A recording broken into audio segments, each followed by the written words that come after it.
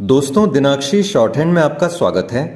अगर आप चैनल पर नए हैं तो चैनल को सब्सक्राइब करें और बेल आइकन जरूर दबाएं। इस डिक्टेशन की एडवांस आउटलाइंस और वाक्यांश आप हमारे पेड बैच से प्राप्त कर सकते हैं। हमारे पेड बैच में आपको प्रतिदिन सभी डिक्टेशंस की एडवांस आउटलाइंस और वाक्यांश दिए जाते हैं और कुछ ऐसी डिक्टेशंस जो केवल पेड मेंबर्स को ही प्राप्त होती हैं। हमारे पेड बैच को ज्वाइन करने के लिए और बैच के बारे में संपूर्ण जानकारी प्राप्त करने के लिए आप डिस्क्रिप्शन बॉक्स में दिए गए मोबाइल नंबर पर व्हाट्सएप कर सकते हैं। इस डिक्टेशन की डेमो आउटलाइंस आप हमारे टेलीग्राम ग्रुप से प्राप्त कर सकते हैं। तो चलिए डिक्टेशन को स्टार्ट करते हैं। डिक्टेशन 5 सेकंड बाद स्टार्ट होगी। Ready, start. बंगाल के बांकुड़ा जिले में एक मालगाड़ी ने दूसरी मालगाड़ी को जिस तरह टक्कर मारी वह इसलिए गंभीर मामला है क्योंकि इसी तरह ओडिशा के बालेश्वर में भीषण हादसा हुआ था जिसमें करीब 300 यात्री मारे गए थे। यह ठीक है कि बांकुड़ा जिले की दुर्घटना में कोई जनहानि नहीं हुई, लेकिन यह सामान्य बात नहीं कि 25 दिनों के अंदर उसी तरह 2 ट्रेनें टकरा गई जैसे बालेश्वर में टकराई थी और जिन्होंने ट्रेनों के सुरक्षित संचालन पर गंभीर सवाल खड़े किए थे। यह गनीमत रही कि बांकुड़ा में 2 मालगाड़ियां टकराई। यदि इनमें से कोई यात्री ट्रेन होती तो अनर्थ हो सकता था क्योंकि टक्कर बहुत भीषण थी। इस टक्कर में एक मालगाड़ी का इंजन दूसरी पर चढ़ गया और कई डिब्बे पलट गए।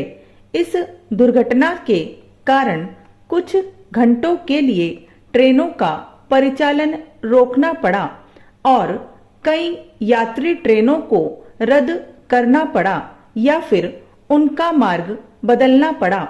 इससे हजारों यात्रियों को परेशानी हुई। यह सहज समझा जा सकता है कि इस दुर्घटना से लोगों के मन में ट्रेनों के सुरक्षित संचालन को लेकर सवाल उठे होंगे। बांकुड़ा की दुर्घटना के बारे में यह बताया जा रहा है कि एक मालगाड़ी का ड्राइवर संभवतः इसलिए सिग्नल नहीं देख पाया क्योंकि उसे नींद आ गई थी। वस्तु स्थिति जो भी हो और दुर्घटना का कारण चाहे तकनीकी खामी हो या फिर मानवीय लापरवाही, उसकी तह तक जाना चाहिए। उन कारणों का प्राथमिकता के आधार पर निवारण होना ही चाहिए जिनके चलते रह रहकर ट्रेन दुर्घटनाएं होती रहती हैं। आमतौर पर छोटी मोटी ट्रेन दुर्घटनाएं जिनमें जनहानि नहीं होती चर्चा और चिंता का कारण नहीं बन पाती, लेकिन अब समय आ गया है कि प्रत्येक छोटी से छोटी दुर्घटना को गंभीरता से लिया जाए। इससे ही ट्रेनों के सुरक्षित संचालन को सुनिश्चित किया जा सकता है।